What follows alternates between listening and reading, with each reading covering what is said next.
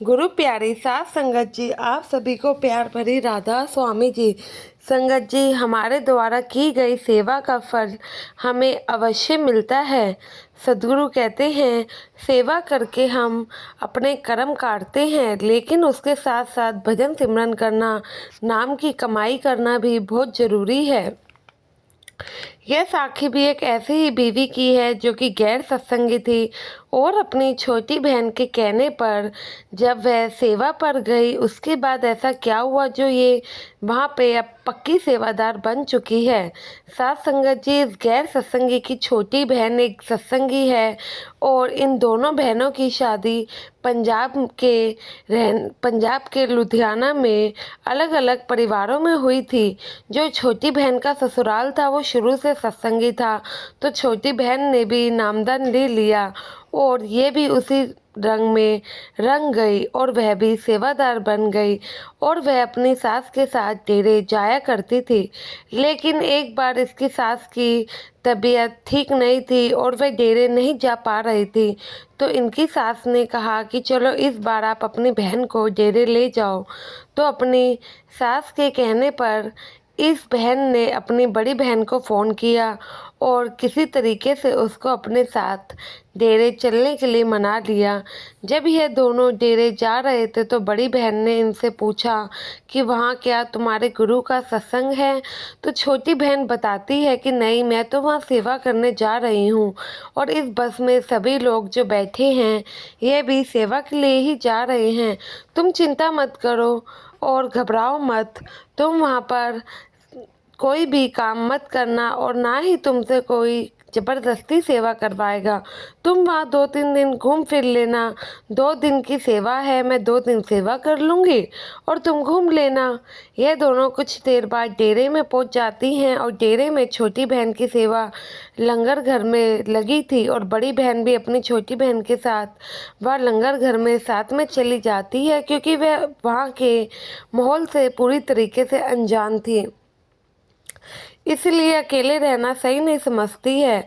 जब वे बहन के साथ जाती है तो बहुत सारे सेवादारों को लगन से सेवा करते हुए देख के बड़ी बहन को खाली बैठे थोड़ी शर्म आती है और थोड़ी देर बाद वहाँ पे जब साफ़ सफाई की सेवा चालू होती है तो वह भी उन लोगों के साथ सेवा शुरू कर देती है और थोड़ी देर सेवा करने के बाद वह अपनी छोटी बहन को बोलकर डेरे में घूमने के लिए चली जाती है। इसके बाद बड़ी बहन ने कोई सेवा नहीं करी। यह दोनों बहनें 2 दिन के बाद वापस आती हैं और दोबारा बड़ी बहन छोटी बहन के साथ डेरे कभी नहीं गई। लेकिन साथ संगत जी, जब तक बाबा जी ना चाहें तब तक अपनी मर्जी से भला कौन डेरे जाता है। ऐसे ही 4 महीने बीत जाते हैं। एक दिन बड़ी बहन कहीं से आ रही होती है और एक कार से उनका एक्सीडेंट हो जाता है। बड़ी बहन बहुत ही ज़्यादा गंभीर मतलब की अवस्था में पहुंच जाती है और वहीं सड़क पर बेसुध हो जाती है। आसपास के लोग उन्हें जैसे तैसा इकट्ठा करते हैं और हॉस्पिटल पहुंचा देते हैं। जब वह हॉस्पिटल एम्बुलेंस में पहुंचती है तो उनकी हालत बेहद ही बेसुध होती है, खून से लथपथ। अस्पताल में जैसे तैसे उन्हें भर्ती करवाया जाता है। डॉक्टरों ने जब उनकी नब्ज़ चेक करी तो उनको बहुत ज़्यादा ही गंभीर अवस्था लगती है और उनको नहीं लगता कि यह बच पाएंगी, क्योंकि नॉर्मल इंसान की जो नब्ज़ होती है उनसे कई ज़्यादा उनकी नब्ज़ डाउन हो चुकी थी। लेकिन डॉक्टरों ने जब चेक किया कि इस बेबी की नब्ज़ एक बार में 10 से 15 बार चल रही है तो उनको भी समझ नहीं आया और उन्होंने क्लियर कह दिया कि इनका बचना तो मुश्किल लगता है। डॉक्टरों ने अपनी कोशिश जारी रखी और यह भी वह उनके परिवार को बता चुके थे कि इन्हें किसी भी समय कुछ भी हो सकता है। लेकिन जितने उनसे होता है वह कोशिश करते हैं कि वह ठीक हो जाए। लेकिन उनकी हालत ऐसी थी कि बच पाना बहुत ही ज़्यादा मुश्किल था और आईसीयू में भर्ती करने के बाद पूरे 3 दिन उन्हें आईसीयू में रखा गया। यह बीवी अपनी शुद्ध अवस्था में आई और कुछ दिन के बाद जब ये बीवी ठीक हुई, अब ना जाने इनको अचानक सेवा पर जाने की क्या सूझने लगी। इन्होंने कुछ दिन बाद अपनी छोटी बहन से वार्तालाप किया और कहने लगी कि मुझे भी आपके साथ सेवा पर जाना है। तो छोटी बहन ये बात सुनकर बहुत हैरान हुई कि अचानक इनको क्या हो गया।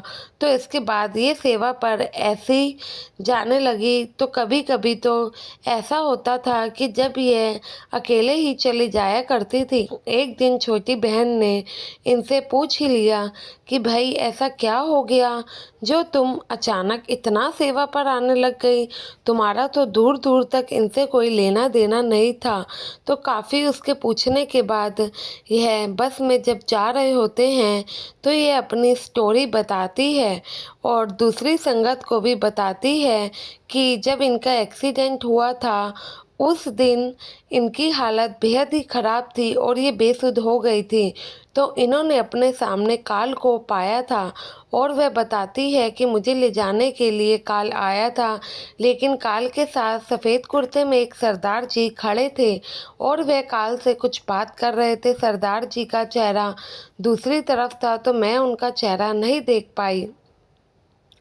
और यह बताती हैं कि सरदार जी की बात सुनकर मेरे तो होश ही उड़ गए, क्योंकि काल वहाँ से जाने लगा। और मैंने जब सरदार जी से पूछा कि ऐसा क्या हुआ कि जो ये मुझे लिए बिना ही चले गया, तो और यह भी पूछा कि आप कौन हैं। तो जैसे ही सरदार जी ने अपना चेहरा मेरी तरफ घुमाया, वो तो हमारे गुरु यानी बाबा जी थे। तो बाबा जी ने मुझे कहा और बताया कि उस दिन जब मैंने थोड़ी सी वहाँ पर सेवा करी थी, यह मुझे उसका फल मिला है। इतने सुनते ही मेरी वहाँ अस्पताल में नब्ज़ चल पड़ी और फिर यह बीवी सबसे पूछने लगी कि अब आप ही बताओ, बेमाने मन से उस दिन मैंने ज़रा सी क्या सेवा कर ली, इतना मुझे उसका फल मिल गया। तो मैं लगन से जब सेवा करूँगी तो वह सद्गुरु मेरी संभाल क्यों नहीं करेंगे और मुझे ना जाने क्या क्या दे देंगे। इनका अंदाज़ा लगाना तो बेहद ही मुश्किल है। बीबी की यह बात सुनकर बस में बैठी संगत और उनकी छोटी बहन सभी हैरान हुए और उसी पल अपने सद्गुरु का शुक्राना अदा करते रहे। संगत जी, ये बात तो हमने कई बार सुनी है, सेवा के बदले ना जाने सद्गुरु हमें क्या क्या देते हैं। इस बात का पता अगर हमें चल जाए तो हम कभी भी सत्संग घर से घर ही वापस ना आए। लेकिन कभी भी सेवा हमें यह सोचकर नहीं करनी चाहिए इसका फल हमें क्या मिलेगा क्या नहीं। और कभी भी स्वार्थ दिल से सेवा नहीं करनी चाहिए। फल की इच्छा मन में ना ही हो तो अच्छा है। अगर हम सच्ची लगन से बिना किसी स्वार्थ के सेवा करेंगे तो सद्गुरु हमारी संभाल के लिए बैठे हैं। उन्हें पता है कि उन्हें हमारे लिए क्या करना है क्या नहीं। देने वाला सब जानता है कि बच्चों को किस समय पर क्या चीज़ देनी चाहिए।